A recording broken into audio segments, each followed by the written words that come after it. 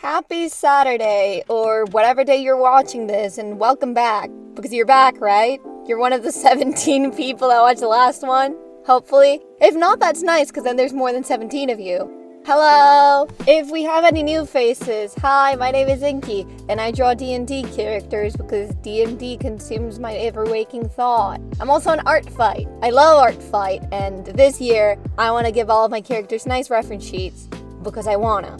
And so this is what you're watching now.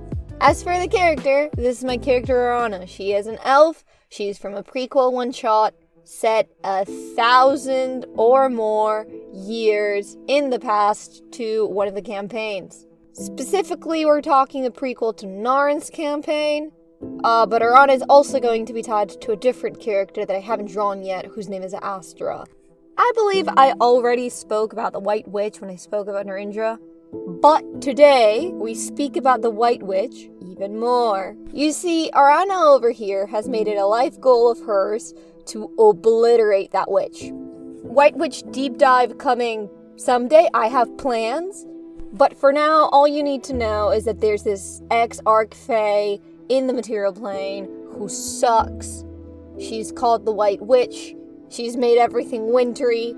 Like, we were already on a northern wintry country, but now it's extra wintry, now it's super chilly. And she also curses people. Not the main source of curses from the Kingdom of Curse and Cold, just a source of curses. The main one's the dead god. Don't think too hard about the dead god. If you want to hear about the dead god, this video maybe, but I wouldn't worry too hard about it if I were you, because the dead god is from a different time period. Why does Aranna have massive beef with the White Witch? I'm so glad you asked. It's because her sibling, her twin sibling, got turned into a magical flesh sword made out of, their own muscle and tendon. Who is sentient, by the way. They got body horrored into a sword. You see, Aranna's twin was a wizard. She was the physically stronger one, and they were the smarter one. And they decided to take on a trip up to the White Witch because, yeah, the White Witch kind of sucks, but also she may teach you magical secrets. Maybe, if you visit. She's got a couple students.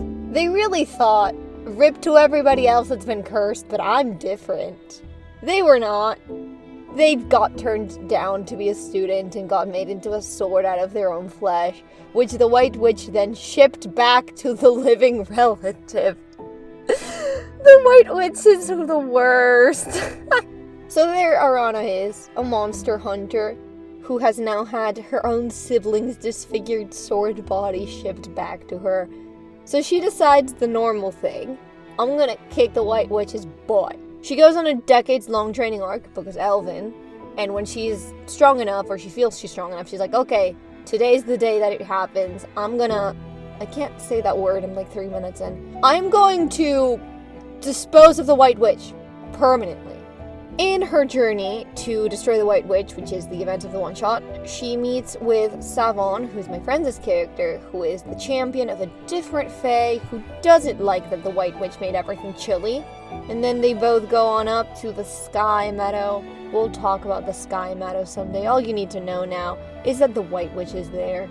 They fight the students of the White Witch, those being, how do I put this?